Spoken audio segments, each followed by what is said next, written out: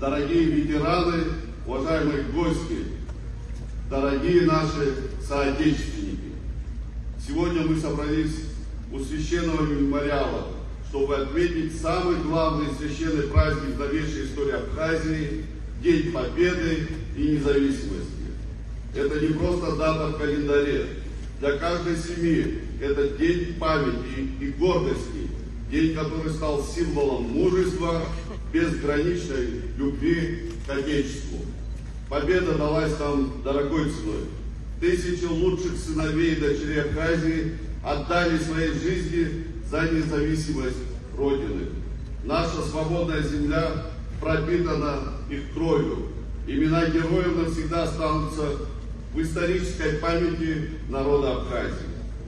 Мы не можем говорить о нашей победе, не вспоминая тех, кто стал ее символом.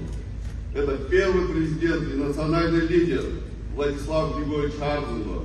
Самые тяжелые для нашего народа дни рядом с Владиславом Арденовым стояли военный стратег, талантливый полководец Султан Сосналиев и отважный генерал Сергей Тбах и другие командиры. Я прошу почтить память всех, кто отдал жизнь за Родину минутой молчания.